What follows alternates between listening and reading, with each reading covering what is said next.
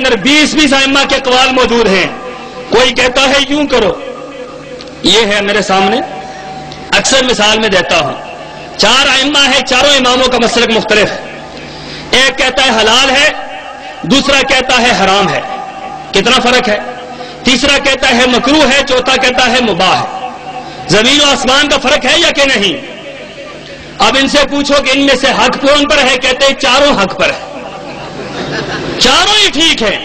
میں بڑا حیران ہوتا ہوں اس بات سے جو یہ بات کہہ دیتے ہیں چاروں ٹھیک ہیں، حالانکہ چاروں کو یہ مانتے نہیں، مانتے ایک کو مانتے ہیں.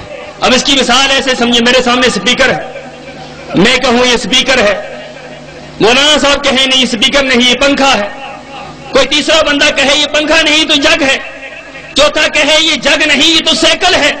اب فیصلہ کروائیں مولانا کرم شاکر صاحب سے، آپ بتلائیں گے کون ٹھیک ہے؟ یہ کہیں چاروں ہی ٹھیک ہیں. آپ کہیں گے مولوی صاحب کو کچھ معاملہ خراب ہے. سوچنے کی بات یہ ہے 4 امام کس طرح ٹھیک ہو سکتے ہیں؟ زمین و آسمان کا فرق ہے. صرف ایک نماز کو اٹھا کر دیکھو، تکبیر تحریمہ سے نماز شروع ہوتی ہے اور سلام پر نماز ختم ہوتی ہے. نماز کو اٹھا کر دیکھو، ایک نماز کے مسئلے پر 700 جگہ پر اختلاف نظر آتا ہے.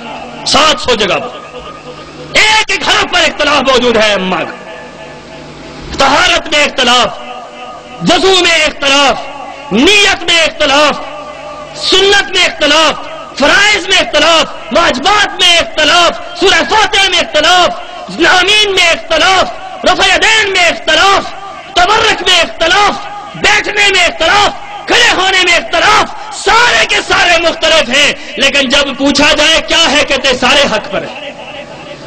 میں حیران ہوا، میں نکل کھڑا ہوا تحقیق کے لیے کہ تحقیق کرنی چاہیے کون حق پر ہے کون نہیں ہے.